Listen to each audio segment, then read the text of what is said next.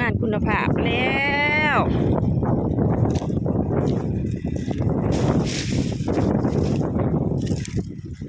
เจนุชทำงานเหมาให้ดูหน่อยสิงานเหมาทำไงเอาบาทนี้เอางานเหมาแล้วบาทนี้เอางานเหมาแล้วบาทนี้โอ้งานรายวันทำยังไงบ่โอ้ยงานรายวันบาทไม่ไหวกันเลยบาทรายวันเก็บเท่าละหัวบาทงานเหมาเก็บเท่าละ10 หัวเลยบาทนี่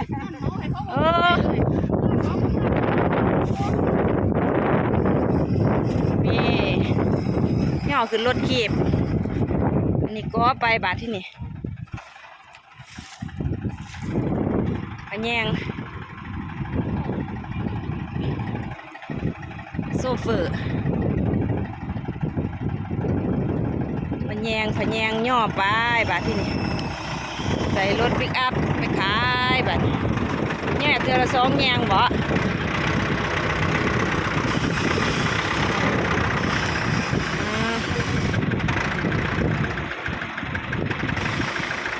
ก็ย่อใส่ปะแยง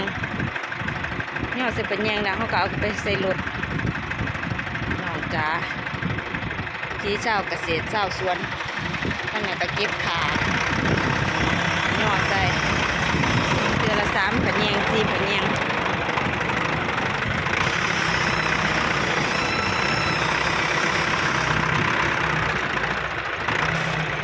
หัวมันก็ใหญ่พุ่นน่ะนั่นมันเอาปลูกใส่อ้อยตอเนาะอ้อยตอไปบ่ายเอาไปใส่รถโยงติงเงบนตรงแบกแล้วมีรถขีบเขาก็บนตรงแบกเนาะทุนแรงใส่เครื่องทุนแรง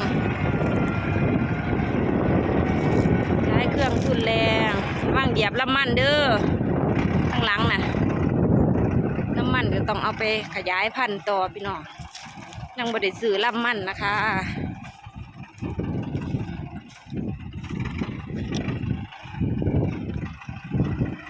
เอาไปใส่รถปิกอัพเอาไปขายพี่น้อง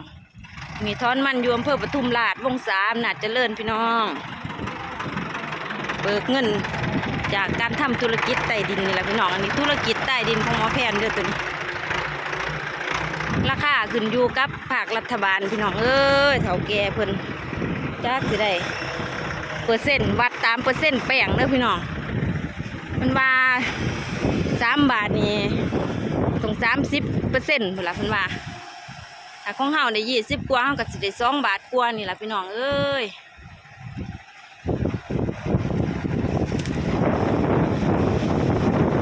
พอแล้วก็เป็นโคตร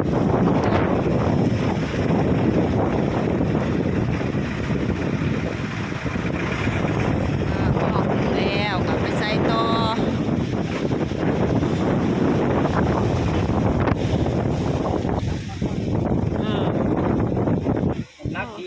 นักหัวนี่หัวใหญ่ดีเนาะพ่อเนาะยังมีหลายๆไรได้เนาะตอนเป็นราคาแนวนี้เนาะใกล้ก็อ้อยอีหยังนั่น890ประสันว่าค่าตัดเอาไปละครึ่งหนึ่งเจ้าของสิเหลือยังบาทนี่ค่าแก่ค่ากีบโอ้ยพี่น้องเอ้ยขอกำลังใจให้ชาวสวนหน่อยนะคะ